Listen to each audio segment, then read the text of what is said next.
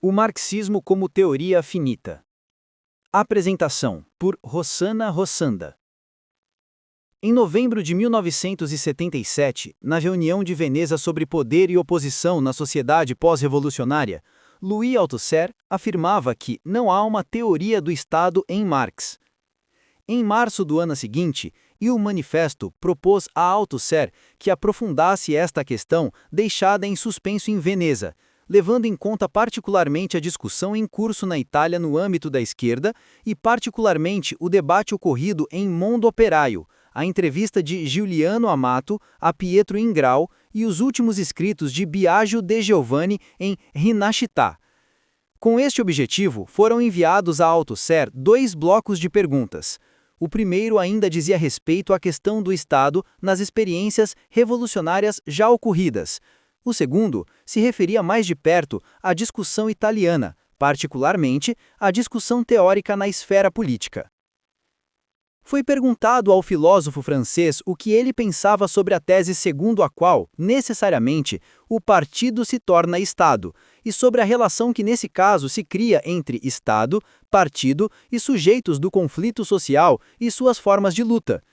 Trata-se de pensar, agora e sobretudo na transição, tanto a questão da ditadura do proletariado e a crítica da política que esta comporta, como a questão não resolvida historicamente da extinção do Estado. Uma sociedade, fundada mesmo depois da mudança da classe dominante, no princípio do desequilíbrio e da revolução ininterrupta, como afirmava Mao, pode viver sem uma regra do jogo, uma norma, um direito que se formam e se quebram no momento do conflito, sob pena de não conseguir exprimir nem o centro, nem a direita, nem a esquerda, isto é, não exprimir a dialética social real. O direito, o Estado, não são afinal a forma do compromisso social que ocorre em todo o período, mesmo no período da transição. Mas, se isso é verdade, como e quando o Estado se extingue? O que leva a crer que no comunismo os produtores não terão necessidade de uma mediação política geral? As perguntas que você me submete são enunciadas de um modo e, sobretudo, com uma terminologia que contém toda uma série de pressupostos sobre a teoria marxista, sobre o Estado e a sociedade civil, sobre o desaparecimento do Estado, assim como sobre a política. Para tornar explícitos todos esses pressupostos, é necessário começar com uma série de observações preliminares, já que, de um ponto de vista marxista, eles nada têm de óbvios. 1. Na leitura dos textos de Ingrao e de Giovanni, encontramos, não por acaso, o adjetivo complexo, que se repete incessantemente nos textos destes companheiros e de outros, e esta noção de globalidade, que me parece estar relacionada com o termo, por outro lado, corrente de generalidade, o momento geral, etc. Por trás destas expressões, assim como por trás de uma certa concepção a que elas se filiam, creio reconhecer a ideia de que a teoria marxista é capaz de englobar a totalidade do processo que conduzirá do capitalismo ao comunismo, quando, na verdade, ela apenas designa as tendências contraditórias que estão em ato no processo atual. Tão logo se liberta dos tons proféticos dos seus escritos de juventude e do socialismo utópico, que, diga-se de passagem, ainda permanecem de certo modo no Capital, Marx pensa o comunismo como uma tendência da sociedade capitalista. Esta tendência não é uma resultante abstrata. Existem já, concretamente, nos interstícios da sociedade capitalista, assim como existiam as trocas mercantis nos interstícios da sociedade escravista e feudal, como nas formas de associação que, guardadas as devidas proporções, tendem a escapar das relações de mercado. Por trás dessas questões há um problema teórico muito importante. Eu creio que a teoria marxista é finita, limitada, que ela é limitada à análise do modo de produção capitalista e de sua tendência contraditória, que abre a possibilidade da passagem para a abolição do capitalismo e sua substituição por outra coisa, que se delineia já como um vazio e positivamente na sociedade capitalista. Dizer que a teoria marxista é finita significa sustentar a ideia essencial de que a teoria marxista é totalmente distinta de uma filosofia da história que pretenda englobar todo o devenir da humanidade, pensando-o efetivamente, e que seria, portanto, capaz de definir antecipadamente e de modo positivo o seu fim, o comunismo. A teoria marxista, se deixa de lado a tentação de uma filosofia da história, à qual o próprio Marx às vezes cedeu, e que dominou de modo esmagador a Segunda Internacional e o período stalinista, está inscrita na fase atual existente e é limitada a ela, a fase da exploração capitalista.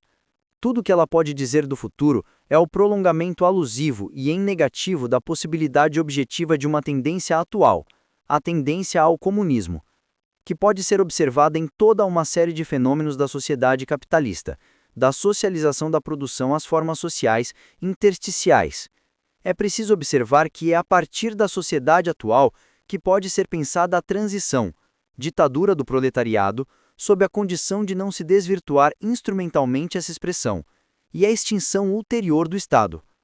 Tudo o que se diz sobre a transição só pode ser uma indicação induzida por uma tendência atual, que, como toda tendência em Marx, é contraposta a outras tendências e só pode se realizar por meio de uma luta política. Porém, esta realidade não pode ser prevista já na sua forma positiva determinada. É apenas no curso da luta que as formas positivas podem aparecer à luz do dia, se descobrir, se tornar realidade. Consequentemente, a ideia de que a teoria marxista é finita exclui totalmente a ideia de que ela seja uma teoria fechada. Fechado é a filosofia da história, na qual está antecipadamente contido todo o curso da história. Somente uma teoria finita pode ser realmente aberta às tendências contraditórias que descobre na sociedade capitalista, e aberta ao seu devenir, aleatório, aberta às imprevisíveis surpresas que sempre marcaram a história do movimento operário. Aberta, portanto, atenta, capaz de levar a sério e assumir em tempo a incorrigível imaginação da história. Creio, assim, que devemos recusar completamente a ideia que se encontra ainda em certas expressões de Lenin e também de Gramsci, de que a teoria marxista é uma teoria total, similar a uma filosofia da história que culmina numa prática do saber absoluto e capaz de pensar problemas que não estão na ordem do dia, antecipando arbitrariamente as condições de sua solução. Se a teoria marxista é verdadeiramente finita, é a partir da profunda consciência de sua finitude que é possível colocar a maior parte dos nossos grandes problemas. A isto se acrescenta, ademais, o fato de que, também a propósito da sociedade capitalista e do movimento operário, a teoria marxista quase não diz nada sobre o Estado, nem sobre a política, nem sobre a ideologia e as ideologias, nem sobre as organizações da luta de classes, estruturas, funcionamento. É um ponto cego, que testemunha, sem dúvida, alguns limites teóricos contra os quais Marx se chocou, como se estivesse paralisado pela representação burguesa do Estado, da política, etc., a ponto de reproduzi-la sob uma forma apenas negativa, crítica do seu caráter jurídico. Ponto cego ou zona proibida, o resultado é o mesmo.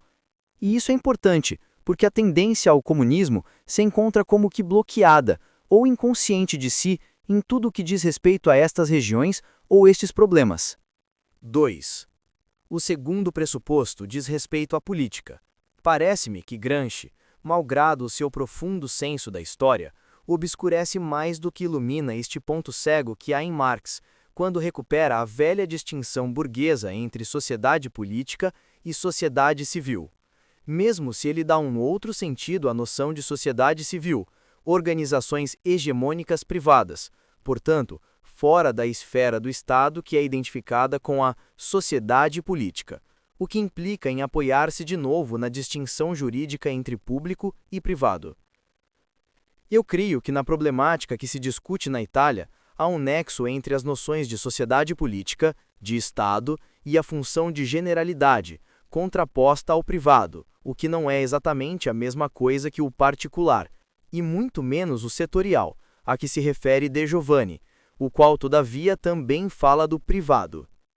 Penso que este agregado de noções que se comunicam entre si reenvia, apesar de tudo, tanto a ideologia, a concepção e a prática burguesa da política, como, por fim, ao idealismo latente de uma universalidade do Estado como o lugar onde se realiza o universal, ou a generalidade de uma humanidade enfim libertada da exploração, da divisão do trabalho e da opressão, dirigentes e dirigidos, que Marx conserva durante muito tempo em suas obras de juventude, como herança de Feuerbach, mas também posteriormente. No fundo, a essência humana reside no Estado, que exprime a sua universalidade de forma alienada. Basta tomar consciência disso e realizar consequentemente uma boa universalidade, não alienada.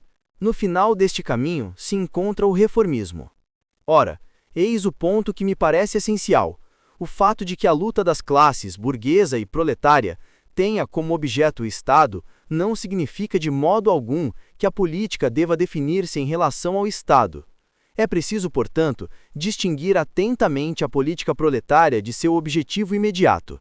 Assim como Marx apresentou conscientemente o Capital como crítica da economia política, nós devemos chegar a pensar o que ele não pôde: uma crítica da política, tal como ela é imposta pela ideologia e pela prática da burguesia.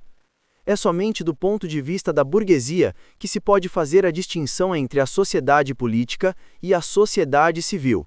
Esta distinção é constitutiva da ideologia e da luta de classe burguesas, e se impõe como uma evidência através do aparelho ideológico político de Estado. A vontade geral, como resultante da vontade individual, expressa no sufrágio universal e representada no parlamento. Do mesmo modo, pode-se dizer que somente do ponto de vista da burguesia se pode representar o Estado como uma esfera distinta do resto, distinta da sociedade civil, seja no sentido de Hegel, seja no sentido de Gramsci, fora da sociedade civil.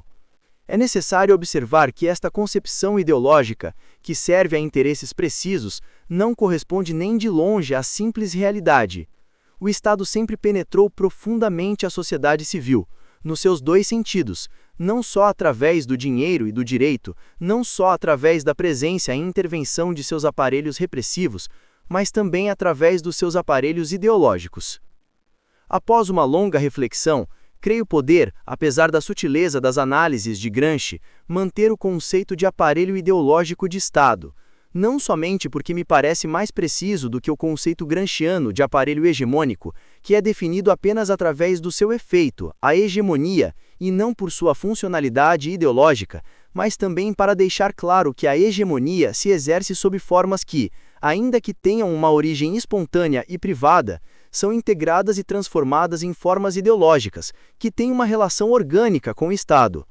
O Estado pode encontrar essas formas prontas, mais ou menos elaboradas, e, como ocorreu sempre historicamente, encontrá-las sem que tenham sido produzidas por ele, que não cessa de integrá-las e unificá-las nas formas que asseguram a hegemonia. Nesta integração-transformação, que coincide com a constituição da ideologia dominante, o papel determinante é jogado por uma específica região da ideologia, estreitamente ligada à prática da classe dominante. Para a hegemonia burguesa, é a ideologia jurídica que desempenha esta função de agregação e síntese. Processo que não deve ser entendido como completo, mas como contraditório, já que a ideologia dominante não existe sem a ideologia dominada, que é, por sua vez, afetada por esse domínio. Assim, sendo o Estado o objetivo último da luta de classes, o que é justo, tudo se passa como se a política fosse reduzida à esfera compreendida por esse objetivo. Contra essa ilusão, diretamente inspirada pela ideologia burguesa e por uma concepção que reduz a política ao seu próprio objetivo, Gramsci compreendeu muito bem que tudo é político, portanto que não existe uma esfera do político, portanto que se a distinção entre sociedade política ou Estado e sociedade civil define bem a forma imposta pela ideologia e pela prática da política, o movimento operário deve acabar com essa ilusão e com esse ocultamento e elaborar uma outra ideia da política e do Estado. No que respeita ao Estado, trata-se antes de tudo de não reduzir suas funções somente à esfera visível de seus aparelhos dissimulados atrás da cena do aparelho ideológico político de Estado, o sistema político. O Estado sempre foi ampliado, e é preciso deixar isso bem claro, contra o equívoco daqueles que fazem desta ampliação um acontecimento recente e fundamental, que mudaria os dados do problema. São as formas desta ampliação que mudaram, sem dúvida, e como, mas não o princípio da ampliação. Simplesmente, até há pouco tempo permanecemos cegos à ampliação efetiva do Estado, que já era visível na monarquia absoluta, para não ir mais atrás ainda, e do estado do capitalismo imperialista. No que concerne à política, trata-se antes de tudo de não reduzi-la às formas oficialmente consagradas como política pela ideologia burguesa: o Estado, a representação popular, os partidos políticos e a luta política pelo poder do Estado existente. Entrando nessa lógica e nela permanecendo, corre-se o risco de cair não só no cretinismo parlamentar, expressão discutível, mas, sobretudo, na ilusão jurídica da política, já que a política passa agora a ser definido através do direito, e este direito consagra apenas as formas da política definidas pela ideologia burguesa, incluindo a atividade dos partidos. Um simples exemplo local, menos importante que os que ocorrem na Itália: alguns empresários industriais processaram na França os comunistas que foram conversar com os operários nos locais de trabalho. Os patrões tinham o direito deles. Naturalmente, este direito político e social corresponde a uma ideologia jurídica que distingue cuidadosamente a política da não política. Esta ideologia não é um conjunto de ideias. Ela se realiza, por exemplo, no aparelho ideológico sindical de Estado. Quantos sindicatos recrutam os trabalhadores com a ideologia do sindicato apolítico? Mesmo que, eventualmente, o façam explorando a recusa dos trabalhadores em relação à política, como no caso do anarco-sindicalismo? Tampouco aqui se trata de ampliar a política existente, mas de apreender a política ali onde ela nasce e se realiza. Esboça-se atualmente uma tendência importante de despojar a política de seu estatuto jurídico burguês. A velha distinção partido-sindicato está submetido a uma dura prova e iniciativas políticas totalmente imprevistas nascem fora dos partidos e do próprio movimento operário: feminismo, formas do movimento juvenil, correntes ecológicas, etc. Em uma grande confusão, é verdade, mas que pode ser fecunda. Num certo sentido, a Itália está à frente. Eu tenderia a interpretar as grandes dificuldades do Partido Comunista Italiano em integrar ou mesmo entrar em contato com alguns novos movimentos como o índice de que a concepção clássica da política e o papel dos partidos estão sendo colocados em questão, e as iniciativas dos sindicatos, que algumas vezes surpreendem o partido, como um sinal de alerta para que o partido abandone essa velha concepção. E, naturalmente, todo esse movimento acaba por colocar em causa a forma de organização do próprio partido, o qual percebemos, um pouco tarde, que está construído exatamente no modelo do aparelho político burguês, com o seu parlamento, que discute, a base dos militantes e uma direção eleita, que, aconteça o que acontecer, tem os meios de se manter em seus cargos e de assegurar, através do aparelho de funcionários e em nome da ideologia da unidade do partido, que sanciona seu consenso, o predomínio de sua linha. É evidente que esta contaminação da concepção da política pela ideologia burguesa é o ponto em torno do qual se jogará, ou se perderá o futuro das organizações operárias. 3. Por essas razões não me agradam fórmulas como: admito que a forma teórica da esfera política na fase de transição deva passar pelo partido que se torna Estado. Parece-me justamente impossível admitir essa ideia, defendida, se não me engano, por Gramsci na sua Teoria do Moderno Príncipe, que de fato retoma o tema mais amplo, que Maquiavel exprime bem, da ideologia burguesa da política. Se o partido se torna Estado, temos a União Soviética. Há muito tempo, escrevi a alguns amigos italianos que nunca, por princípio, o partido deveria se considerar como um partido de governo, mesmo que em algumas circunstâncias ele pudesse participar do governo. Por princípio, coerentemente com a sua razão de ser política e histórica, o partido deve estar fora do Estado, não só do Estado burguês, mas com mais razão ainda, do Estado proletário. O partido deve ser um instrumento número 1 da destruição do Estado burguês, antes de se tornar, prefigurando-o, um dos instrumentos do desaparecimento do Estado. A exterioridade política do partido em relação ao Estado é um princípio fundamental que se pode encontrar nos raros textos de Marx e de Lenin sobre essa questão. Arrancar o partido do Estado para entregá-lo às massas. Essa foi a desesperada tentativa de Mao na Revolução Cultural. Sem essa autonomia do partido e não da política em relação ao Estado, não se sairá jamais do Estado burguês, por mais que ele seja reformado. É essa autonomia do partido em relação ao Estado que permite pensar a possibilidade ou a necessidade do que formalmente se chama de pluralismo. Só pode ser vantajoso que existam diversos partidos na fase de transição. Pode ser uma das formas da hegemonização da classe operária e de seus aliados, mas com a condição de que o Partido Operário não seja como os outros, isto é, apenas um pedaço do aparelho ideológico político de Estado, o regime parlamentar. É preciso que ele permaneça fundamentalmente fora do Estado por meio de sua atividade entre as massas, para impulsioná-las à ação de destruição-transformação dos aparelhos do Estado burguês e de extinção do novo Estado revolucionário, se este já existe. A armadilha número 1 é o Estado, seja sobre a forma política da colaboração de classe ou da gestão da legalidade existente, seja sobre a forma mítica do partido se transformando no Estado. Digo mítica do ponto de vista teórico, pois ela é, infelizmente, muito real nos países socialistas. Sei que é extremamente difícil sustentar uma posição como essa, mas, se ela não for mantida, a autonomia do partido está irremediavelmente comprometida. E não há qualquer possibilidade de se escapar do risco, seja de uma colaboração de classe, seja do Estado-partido, com todas as consequências que isso acarreta. Mas, se essa posição for mantida, os problemas levantados pelos socialistas italianos parecem-me estar devidamente situados. Naturalmente, é preciso que o estado de transição estabeleça, respeite e faça respeitar uma regra do jogo jurídica, que proteja tanto os indivíduos como os opositores.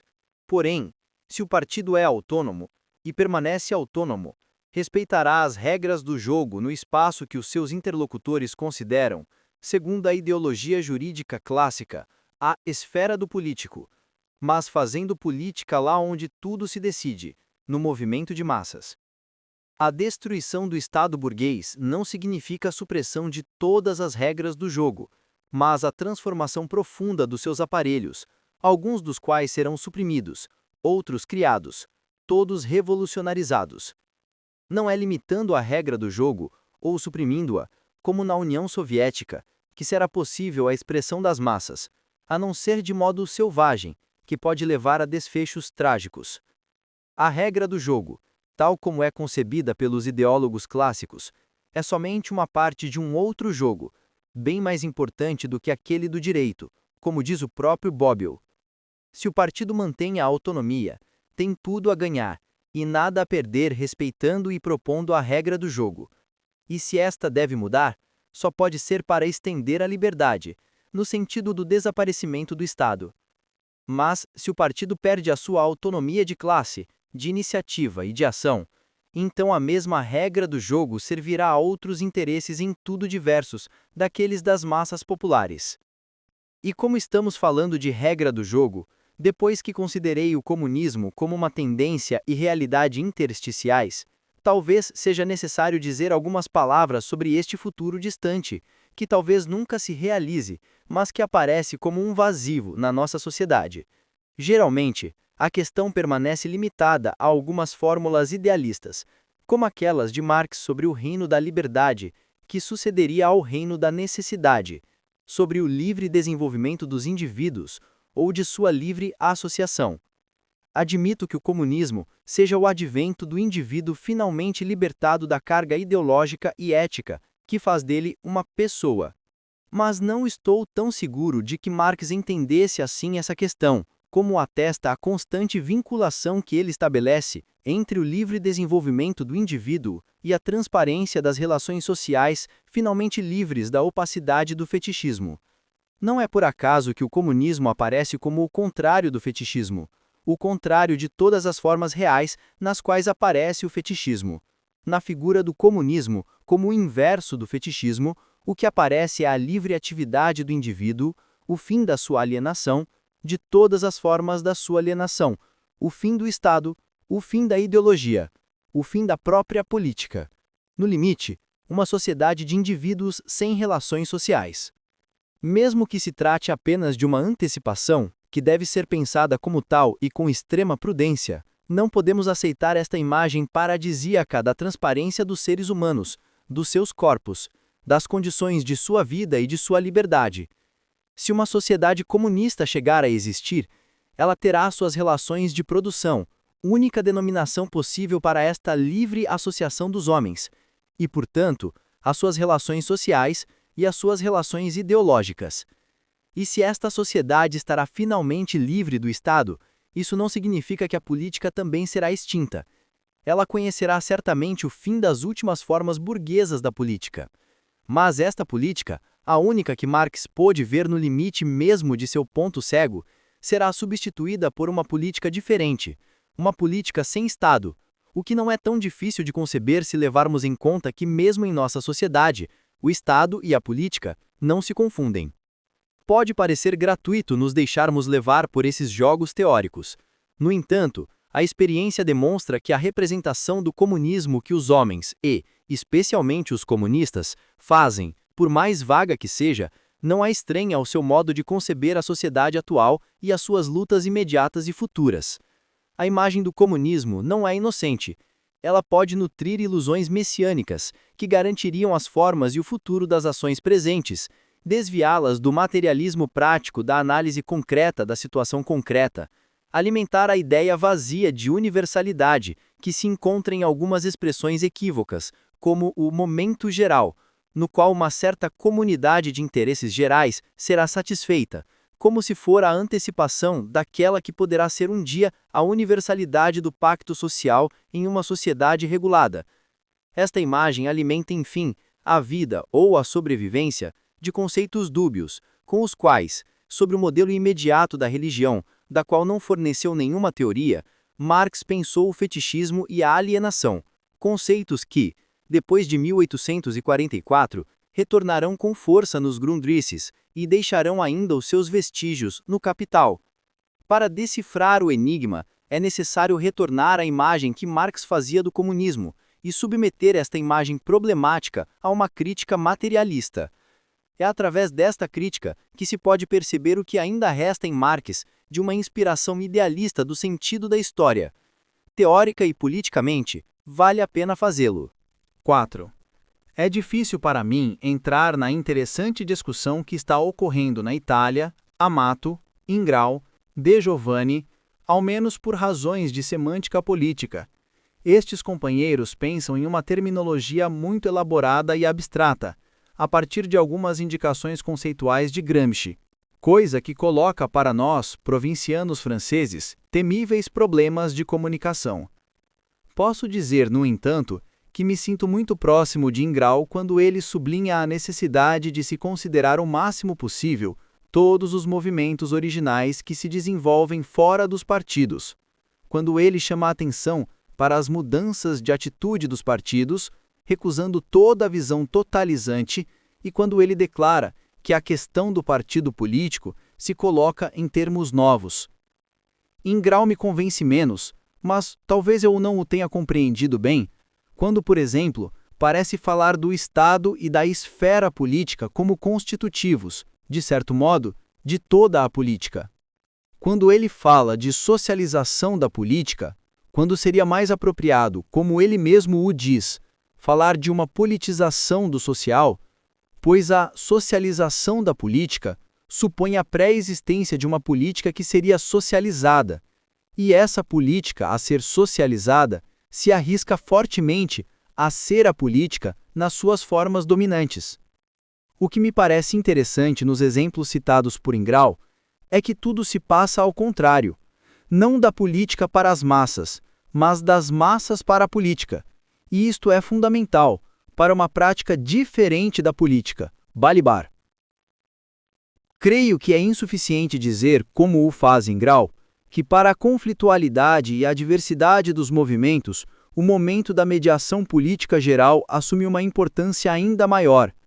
Falar em termos tão abstratos pode dar a impressão de que se está privilegiando o Estado em geral, sem se colocar em primeiro lugar a sua transformação.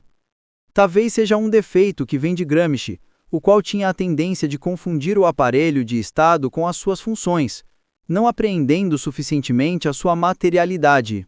Mesmo fazendo as mesmas reservas em relação às fórmulas análogas encontradas em De Giovanni, socializar a política, difusividade da política no particular, difusão molecular da política, etc., assim como a sua tese sobre a difusão do Estado, que pode se prestar a equívocos, levando a pensar na ampliação do Estado, E confundindo o Estado e a política, como foi dito antes, sinto-me muito próximo dele quando De Giovanni evoca a crise da autonomia da política e, sobretudo, quando ele define esta política como a forma teórica e prática de organização do velho Estado.